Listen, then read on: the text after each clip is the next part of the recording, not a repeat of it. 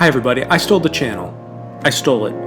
Don't tell Nadia. So basically here's what's happening. Okay, I get it. Thank you. So basically here's what's happening. I read a book. I feel like I needed to really devote time to it. How have I never read Wuthering Heights before? For some reason, I read this. It was just on the shelf. So I told Nadia I needed to steal the channel for a day, and I think she's fine. I think she understands, but she hasn't read the book, so she can't really complain. So I'm going to talk non-spoilers first, because there's a lot of people who haven't read this book who maybe have an idea or they think they know what it is, but I guarantee if you think you know what this book is, you probably don't. My impression of this book was that it's just some kind of ancient romance that was boring and about these, whatever. It was just romance. This is not a romance book. This is a horror story. I mean, there are ghosts, but not even just that. It's about evil. When I was reading it, I was reminded a lot of one of my favorite books, East of Eden. Wuthering Heights must have been the template for East of Eden, because while East of Eden is similar, covers 2 generations of families, Wuthering Heights is like the East of Eden on cocaine. I was hooked. It was a page turner, and I was not expecting that. Beautifully written, and it has a great pace. I mean, you're covering many, many years, and while there's this frame narrative of a guy who's renting out some property from Heathcliff, and we get to learn the story through Nellie Dean, who was the caretaker of the kids and stuff. We get to hear from other characters' perspectives a lot of times. This book is all about how love turns to hate turns to suffering. It's a novel about just despair and the depths of human depravity. Depravity. Our romantic heroes are terrible. They're horrible people. Most of the characters in this book are pure terrible. If they're not pure evil, they're insanely stupid. Everyone is hurting someone else, physically, emotionally, verbally. For that reason, I know a lot of people don't like the book. It's just they can't latch on to any character. They can't relate to any of the characters perfectly. There's this great channel, Books and Things. She doesn't relate to any of the characters, but she sympathizes with all of them.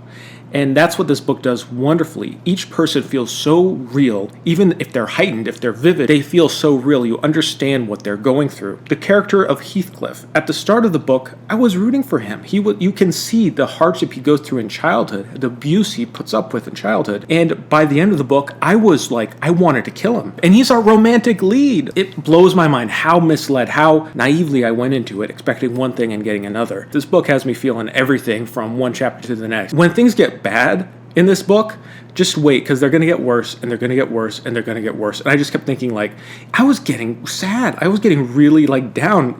Towards the end of this book, I was like, this is just so miserable. I feel so bad for these characters. There are some silver linings in the end. Before I talk about spoilers, read this book if you haven't. I felt as I was reading it, I was like, this is one of my favorite books now.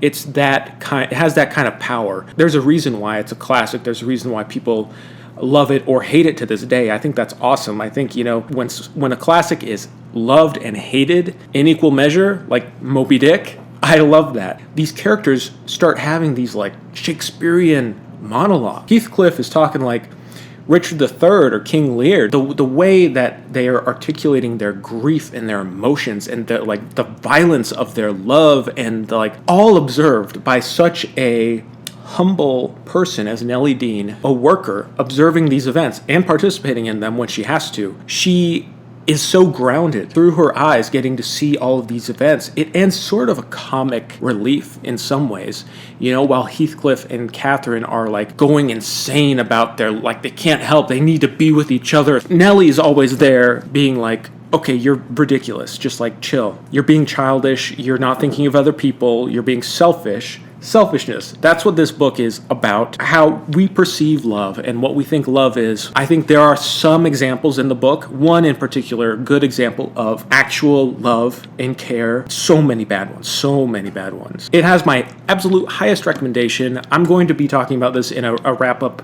video soon on the other channel, but I just needed some space to talk extensively about this book, and Nadia let me. So this video is like a man carrying woman carrying man, carrying thing.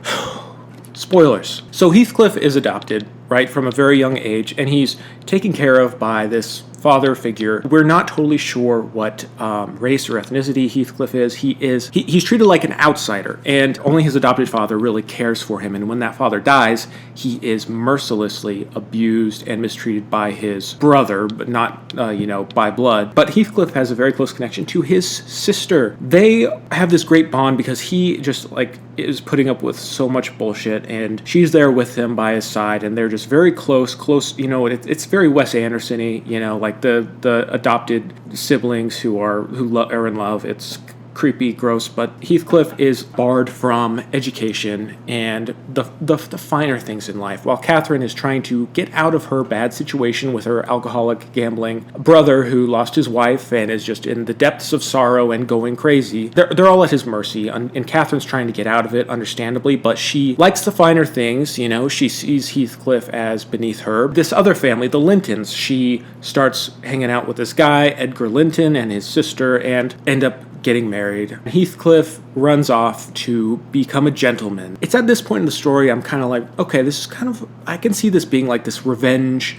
story, but like he's gonna go like Count of Monte Cristo, like go become a gentleman, get rich, come back, and then be with Catherine somehow, and there's gonna be a duel, and the guy Catherine marries, Edgar Linton, he's gonna be a crap, and Heathcliff's gonna get her out of this horrible marriage. Quite the opposite. Catherine is really bad. She's not a good person. She's not a nice person. She's very selfish.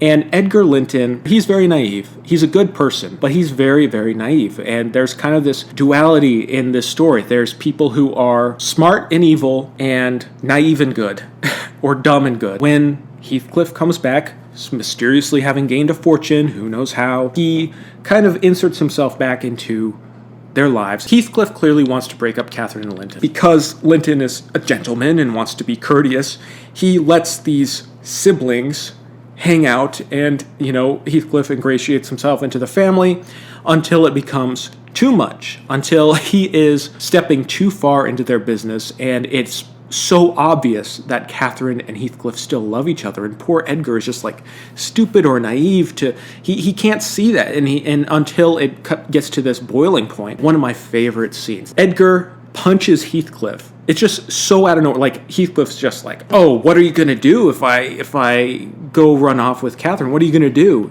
What can you do? You're weak. I'm stronger than you. And he's just being this bully. This is when I'm starting to hate Heathcliff, who I was rooting for. You start seeing how Heathcliff and Catherine are perfect for each other. Sometimes people like that are perfect for each other, even though they are outwardly terrible. Their terribleness kind of works for each other. They should have been with each other in the end, because instead they're just wreaking havoc on everyone around them. Edgar punches Heathcliff like right in the throat and he just like pop, and Heathcliff is beyond furious, of course, and there's ultimatums and all this stuff until finally at some point they're just ranting and raving, not knowing what to do, and Heathcliff is barred from entering the house, and Catherine goes on this, like, she refuses to eat and is so dramatic. You have this outsider's perspective, and you're able to see their moodiness and madness, the romanticism of it all, from a more sober perspective, who's Nellie Dean. She's able to describe it in this way that's just like, yeah, they love each other, but they're horrible. They're horrible people, and it's fascinating. Eventually, Catherine just kind of works herself up into dying. I mean, we don't know she's pregnant. She's just suddenly pregnant. That's kind of a stretch, but she is pregnant, has a daughter, and then dies during childbirth. At this point, we see the contrast. Oh, I forgot to mention Heathcliff marrying Edgar's sister, and then like abusing the hell out of her until she has to like flee him. My God, and she has his child. Heathcliff and Catherine, they end up marrying other siblings and having kids with them. Everyone's not with who they should be, and they're having kids. And now we're stuck with the second generation. So after Catherine dies, Heathcliff and Linton they're in so much despair. And we get to see the contrast of how different people handle grief. It's beautifully described in the book, but Heathcliff goes insane. Like, he wants to do as much evil as he can. He wants to exact revenge. It's all about revenge for Heathcliff, for being wronged, for not being with Catherine. She's in the grave. He wants to be with her. And then there's Linton, who loves Catherine very much, even though he shouldn't. He finds comfort in the love he has for his daughter. He has to move forward, and little Kathy, who is the light of his life, and he finds so much joy with her, and they live very happily. So Heathcliff's son, he's described as very frail. He's not much like his father, and his father will remind him of that plenty of times. Basically, Heathcliff wants to use his son as a tool to get Kathy, young Kathy, to marry him. Then he can own all the property. He just wants to own everything. He thinks that's the best way to exact his revenge on Edgar Linton for marrying his true love, Catherine. It's crazy. I mean, he's truly like one of the best villains I've read, because you start out rooting for him. It's like an anti-romance. It's about hatred. It's all about hatred and anger and jealousy. It's wonderfully written, but there's no character you can really love. The only character I liked Kathy, young Kathy, but I also like her father, Edgar, and of course Nellie. But Edgar especially, he is able to overcome the grief. He does his absolute best to protect Kathy from Heathcliff. Unfortunately, he dies, and Kathy ends up getting abducted.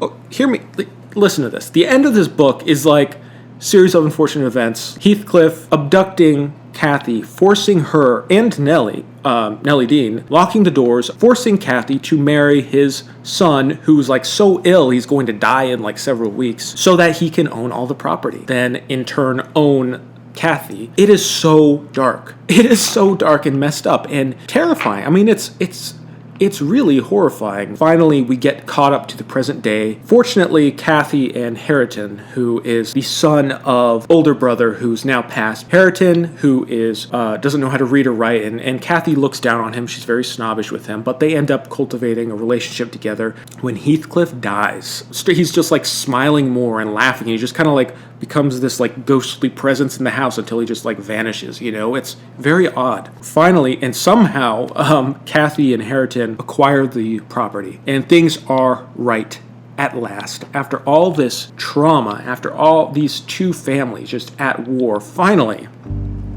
there is peace in Wuthering Heights. It's so much that happens, and obsessed with this book. A fast read, like the copy I have is only 300 pages, and it's not like small text, you know, it's pretty decent size. Do yourself a favor, read this book. It's a lot, and I thank you for watching, and thank you to Nadia for allowing me this space to vent, because she does want to read this book eventually, but so I couldn't really talk to her about it. So if you've read this book, what do you think? Anyways, thank you for watching. Have a lovely day.